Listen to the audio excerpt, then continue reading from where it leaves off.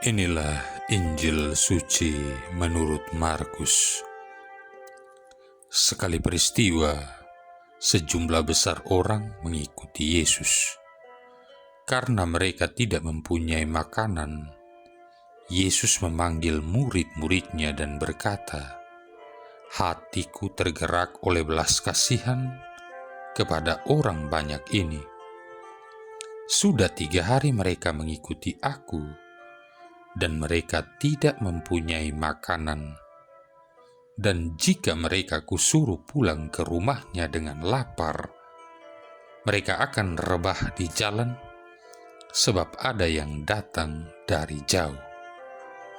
Murid-muridnya menjawab, "Bagaimana di tempat yang sunyi ini orang dapat memberi mereka roti sampai kenyang?" Yesus bertanya kepada mereka, "Berapa roti ada padamu?"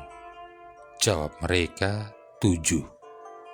Lalu ia menyuruh orang banyak itu duduk di tanah. Sesudah itu ia mengambil ke-7 roti itu, mengucap syukur, memecah-mecahkannya, dan memberikannya kepada murid-muridnya untuk dibagi-bagikan. Dan mereka memberikannya kepada orang banyak. Mereka juga mempunyai beberapa ikan, dan sesudah mengucap berkat atasnya, ia menyuruh supaya ikan itu juga dibagi-bagikan. Dan mereka makan sampai kenyang. Kemudian orang mengumpulkan potongan-potongan roti yang sisa sebanyak 7 bakul. Mereka itu ada kira-kira 4.000 orang. Lalu Yesus menyuruh mereka pulang. Ia segera naik ke perahu dengan murid-muridnya dan bertolak ke daerah Dalmanuta. Demikianlah sabda Tuhan. Saudara-saudari yang terkasih, kita tentu pernah mendengar ungkapan yang mengatakan, "Siapa yang memberi akan menerima." Kalau ungkapan ini kita kenakan dalam kehidupan kita sehari-hari, tentu sangat benar adanya. Semakin orang memberikan cinta, dia pun semakin dicintai.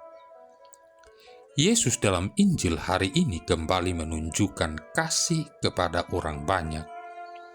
Cinta kasih yang nyata dari Yesus itu menjadikannya semakin dicintai dan dirindukan oleh banyak orang. Yesus menyembuhkan semua orang yang menderita sakit dan kerasukan setan yang dibawa kepadanya. Mereka semua mengalami kegembiraan berkat kuasa Allah dalam diri Yesus Putranya. Di mana Yesus ada, di situ ada kegembiraan dan cinta. Kita pun diundang untuk memberi cinta kepada sesama. Dengan mencintai, kita yakin bahwa kita semakin dicintai oleh banyak orang. Meskipun balasan cinta itu tidak seketika kita alami dari yang lain, akan tetapi janji Allah menjadi harapan bagi kita yang rela membantu sesama. Cinta yang tulus tidak mengharapkan pamrih. Cinta yang tulus harus terjadi karena memang Allah yang menghendaki. Apa yang kita beri akan kita peroleh dari Tuhan karena janjinya kepada kita. Saudara-saudari yang terkasih, ada 4 prinsip berkat menurut kitab suci.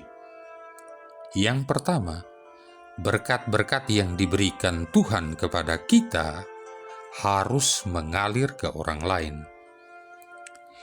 Kitab suci mengajarkan bahwa kita diberkati bukan cuma sekedar agar kita merasa lebih baik, bukan cuma sekedar agar kita lebih bahagia dan lebih nyaman, tetapi supaya kita bisa memberkati dan menolong orang lain. Kita bisa bandingkan kitab Kejadian bab 1 ayat 2. Allah berkata kepada Abraham, Aku akan membuat engkau menjadi bangsa yang besar dan memberkati engkau serta membuat namamu masyhur, dan engkau akan menjadi berkat.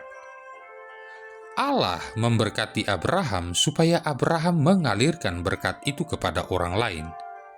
Itulah yang disebut masterpiece for master plan. Artinya, kita dijadikan sebagai mahakarya ciptaannya untuk mewujudkan rencananya menjadi berkat bagi bangsa-bangsa, menolong orang lain mewujudkan impian mereka, menjadikan semua bangsa murid Kristus. Jadi, prinsip pertama dari berkat Tuhan adalah berkat itu harus mengalir keluar. Yang kedua,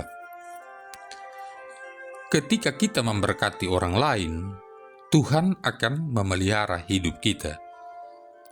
Prinsip kedua dari berkat Tuhan adalah apabila kita menaruh perhatian penuh untuk memberkati atau menolong orang lain, maka Tuhan akan mencukupi semua kebutuhan kita.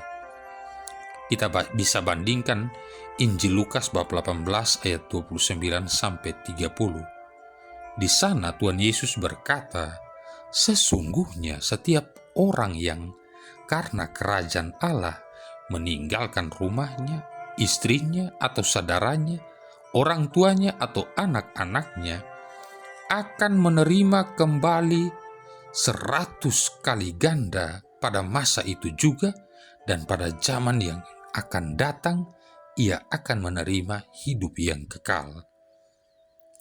Ketika kita memperhatikan kebutuhan orang lain, Tuhan akan mengambil alih semua masalah dan kesulitan hidup kita. Dia mengatasi masalah dan kesulitan kita jauh lebih baik dibanding kita sendiri yang mengatasinya. Ketika kita menaruh perhatian untuk memberkati hidup orang lain, maka Tuhan akan memberikan imbalannya sekarang ini juga, dan kita akan menerima hidup yang kekal.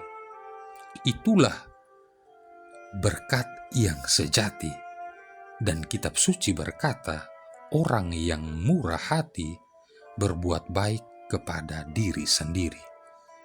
Amsal bab 11 ayat 17. Yang ketiga, ketika kita memberkati orang lain, maka kita diberkati kembali. Semakin banyak kita memberkati orang lain, semakin banyak kita menolong orang lain. Semakin banyak pula Tuhan akan memberkati hidup kita. Kita bisa bandingkan Injil Lukas bab 6 ayat 38. Di sana Tuhan Yesus berkata, berilah dan kamu akan diberi, suatu takaran yang baik, yang dipadatkan, yang digoncangkan, dan yang tumpah keluar akan dicurahkan ke dalam ribaan. Sebab ukuran yang kamu pakai untuk mengukur akan diukurkan kepadamu. Prinsip berkat yang ketiga adalah semakin banyak kita mencoba untuk memberkati orang lain di sekitar kita, maka semakin Tuhan akan berkata, aku akan mencurahkan berkat ke atas hidupmu dengan berlimpah-limpah. Yang keempat, semakin banyak kita diberkati Tuhan, Dia mengharapkan kita menolong lebih banyak lagi orang lain. Kita bisa bandingkan Injil Lukas bab 12 ayat 48. Di sana Yesus berkata, setiap orang yang kepadanya banyak diberi, daripadanya akan banyak dituntut. Dan kepada siapa yang banyak dipercayakan, daripadanya akan lebih banyak lagi dituntut. Prinsip berkat Tuhan yang keempat adalah semakin banyak kita diberikan, semakin banyak kita dipercayakan, maka sesungguhnya semakin besar tanggung jawab yang dituntut oleh Tuhan. Kita harus mempertanggungjawabkan semua pemberian Tuhan. Kita harus mengerti bahwa jika kita telah diberkati lebih banyak daripada orang lain di sekitar kita, hal itu berarti bahwa Tuhan punya tujuan agar kita peduli dan memperhatikan orang lain. Sebab kita semua harus menghadap tahta pengadilan Kristus, supaya setiap orang memperoleh apa yang patut diterimanya sesuai dengan yang dilakukannya dalam hidupnya, baik yang jahat ataupun yang benar. 2 Korintus bab 5 ayat 10. Saudara-saudari yang terkasih, pada hari ini juga Gereja Katolik merayakan peringatan Santa Scholastica. Santa Scholastica dan Santo Benedictus adalah saudara kembar. Mereka dilahirkan di Nursia, Italia pada tahun 480. Scholastica adalah seorang gadis yang cerdas dan peramah. Ia juga seorang yang religius. Sejak belia, ia telah menyerahkan dirinya kepada Tuhan. Ketika mereka berusia 20 tahun, Benedictus pergi mengasingkan diri sebagai pertapa dalam sebuah gua terpencil di Subiaco. Di kemudian hari, Benedictus pergi ke Monte Cassino dan mendirikan biara di sana. Scholastica menyusul saudaranya dan tinggal di Plombariola yang berjarak kurang lebih 5 mil dari biara Benedictus. Dengan bantuan dan petunjuk Benedictus, Scholastica mendirikan dan memimpin biara perempuan. Setahun sekali Scholastica mengunjungi saudaranya untuk membicarakan masalah-masalah rohani. Tetapi karena perempuan tidak diperbolehkan memasuki biara Monte Cassino, maka Benedictus ditemani oleh beberapa muridnya menemui Scholastica di sebuah rumah yang tidak jauh letaknya dari gerbang biara. Pada suatu hari, Scholastica datang berkunjung dan Benedictus pergi menemuinya bersama beberapa muridnya. Sepanjang hari itu mereka memuji Tuhan dan berbicara mengenai hal-hal rohani. Ketika malam tiba, mereka makan malam bersama. Pembicaraan terus berlanjut, sementara malam semakin larut. Berkatalah Scholastica kepada saudaranya itu, "Jangan tinggalkan aku malam ini. Mari kita berbicara mengenai sukacita kehidupan rohani sampai pagi." Tetapi jawab Benedictus, "Saudariku, apakah yang engkau katakan ini? Aku tidak boleh tinggal di luar biaraku." Ketika didengarnya bahwa Benedictus menolak permintaannya, perempuan kudus itu menangkupkan kedua tangannya di atas meja, menundukkan kepala dan berdoa. Sementara ia mengangkat kepalanya kembali, halilintar datang sambar menyambar, gemuruh guntur bersaut-sautan dan hujan badai membasahi bumi, sehingga baik Benedictus maupun murid-muridnya tidak dapat pulang. Karena sedih, Benedictus mengeluh. Katanya, "Semoga Tuhan mengampuni engkau, saudariku. Apa ini yang telah engkau lakukan?" Jawab Scholastica, "Ya, aku mohon padamu, tetapi engkau tidak mau mendengarkan aku. Jadi aku mohon pada Tuhanku, dan ia sungguh mendengarkan aku. Sekarang pergilah jika engkau bisa. Tinggalkan aku dan kembalilah ke biaramu." Jadi demikianlah malam itu mereka tidak tidur semalaman, asik dengan pembicaraan mereka tentang sukacita kehidupan rohani. 3 hari kemudian, Benedictus sedang berada di kamarnya di biara. Ketika ia menengadah menatap langit, ia melihat jiwa saudarinya meninggalkan jasadnya dalam rupa seekor burung merpati dan terbang tinggi menuju suatu tempat rahasia di surga. Benedictus amat bersuka cita. Ia berterima kasih kepada Tuhan yang Maha Kuasa dengan nyanyian serta puji-pujian. Kemudian ia memerintahkan para muridnya untuk menjemput jenazah saudarinya dan membawanya ke biara.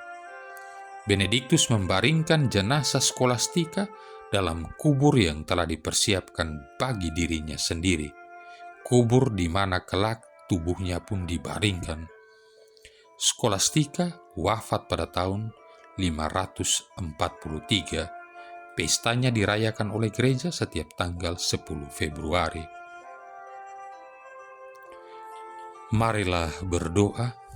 Allah Bapa kami yang Maha Kudus, hari ini kami memperingati Santa Skolastika dengan permohonan, semoga kami meniru dia dan mengabdi dengan cinta kasih yang menyala-nyala, sehingga dapat memperoleh hasil kasih sayang.